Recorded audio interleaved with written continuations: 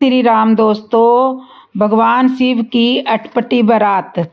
भगवान शिव की बारात सुनिए। सभी देवी देवता भांति भांति के विमान से शिवजी के विवाह में सम्मिलित होने के लिए पहुँचे। अप्सराएं गाने लगी। विष्णु और ब्रह्मा आदि देवताओं के समूह अपने अपने वाहनों पर चढ़कर बारात में चले। शिवजी के सुंदर मस्तक पर चंद्रमा, सिर पर गंगा जी, 3 नेत्र, सांपों का जनेऊ, गले में विष और छाती पर नरमुंडों की माला, एक हाथ में त्रिशूल और दूसरे हाथ में डमरू सुशोभित है। शिवजी बैल पर चढ़कर चले। बाजे बज रहे हैं। शिवजी ने भृंगी को भेजकर अपने सभी गणों को बुला लिया। अब भगवान भोलेनाथ की बारात चली। तब बहुत आगे निकलने पर भगवान विष्णु ने देवताओं से पूछा, देवताओं, तुम्हारे बिना तो कोई काम पूरा होता ही नहीं है, ऐसी मान्यता है। देवताओं ने कहा, हाँ प्रभु, बात तो आपकी सही है। भगवान विष्णु ने कहा कि क्या तुम्हें ऐसा नहीं लग रहा कि यह बारात तुम जैसे बारातियों के अनुरूप नहीं है? देवताओं ने कहा, हाँ प्रभु, ऐसा लग तो रहा है। भगवान विष्णु बड़े कौतुकी है।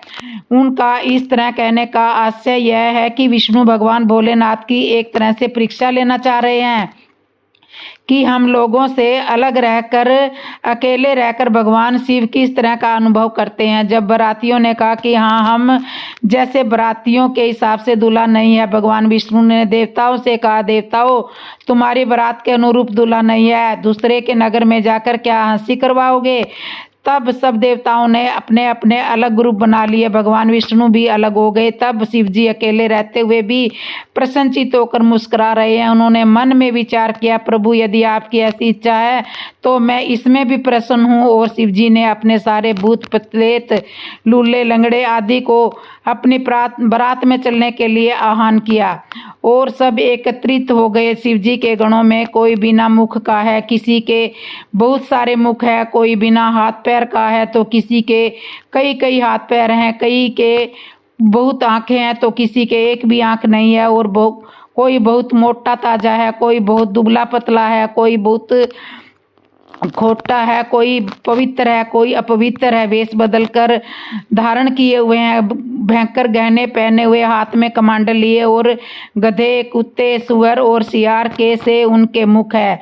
गणों के अनगिनत वेशों को कौन गिने। बहुत प्रकार के प्रेत, पिशाच और योनियों की जमाते हैं, उनका वर्णन करते नहीं बनता। भूत प्रेत नाचते गाते हैं। वे सब बड़े मनमौजी हैं, देखने में बहुत ही बेढंगे जान पड़ते हैं और बड़े ही विचित्र ढंग से बोलते हैं। जैसे दूल्हा है वैसी ही उनकी बारात बन गई। मार्ग में चलते हुए भांति भांति के कौतुक तमाशे होते जाते हैं। भगवान शिवजी की बारात खूब नाचते गाते, ढोल नगाड़े बजाते बजाते राजा हिमाचल के यहाँ पर पहुँच रही है।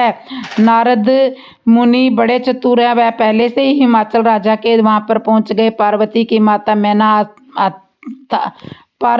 माता मैना आरती का थाल सजाकर सब सखियों को साथ में लेकर दूल्हा राजा के पद प्रसालन के लिए द्वार पर आकर खड़ी हो गई। नारद जी भी मैना रानी के पास ही आकर खड़े हो गए। अब बारातियों का आगमन शुरू हुआ। सारे देवता वहां पहले पहुंचे।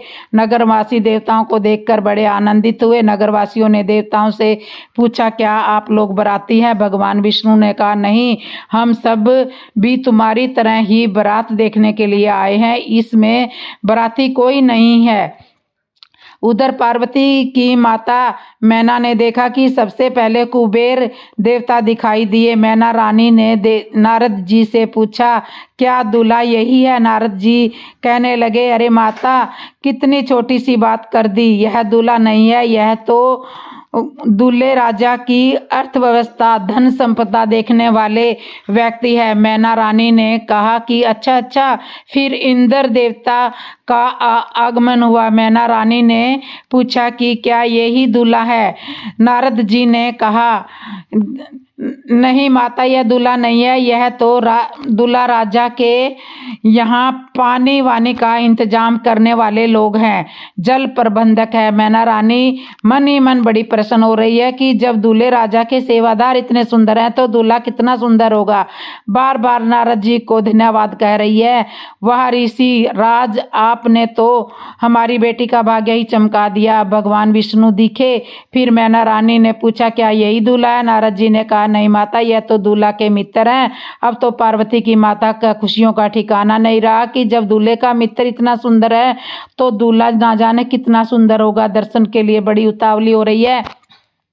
अब नारद जी को लगा कि अब तो भगवान शिव ही पधारने वाले हैं, अब यहाँ रुकना ठीक नहीं है। मैना रानी से नारद जी ने कहा, माता, बारात में सभी लोग आए हुए हैं, थोड़ी थोड़ी देर में सभी से मिल लेता हूँ, ज़्यादा समय मेरे पास रहता नहीं है। रानी ने कहा, आवश्यक। नारद जी, बहुत बहुत धन्यवाद आपका, आप जाकर सबसे मिल सकते हैं। नारद जी वहाँ से धीरे से खिसक गए। भगवान शिव जैसे ही द्वार पर आए तो रानी मैना ने सबसे पहले नंदी बैल का पूजन किया, क्योंकि भगवान शिव को मुख पलट कर बैठे हुए थे तो उनकी ओर पहले ध्यान नहीं गया। नंदी बैल का पूजन हुआ। शिव जी मन ही मन प्रसन्न हुए। चलो अच्छा हुआ, हमारे नंदी का पूजन तो हो गया, अब हमारा जो होगा सो देखा जाएगा। अब किसी ने नंदी बैल को घुमाया और जैसे ही पार्वती जी की माता मैना के सामने शिव जी आए तो शिव जी को देखते ही साथ में आई हुई सब नारियां और पार्वती जी की माता पूजन की थाली से भरा हुआ कलश आदि सब कुछ फेंकते हुए चिल्लाकर भागी और अपने अपने घरों के दरवाजे बंद कर लिए और अंदर चली गई। अब सब लोग हैरान और परेशान हो गए।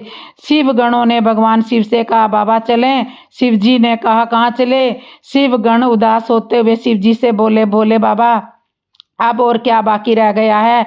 इतना अपमान तो हो चुका है आपका, इसके बाद भी आप पूछ रहे हैं कि कहाँ चलें? कैलाश पर्वत पर चलें।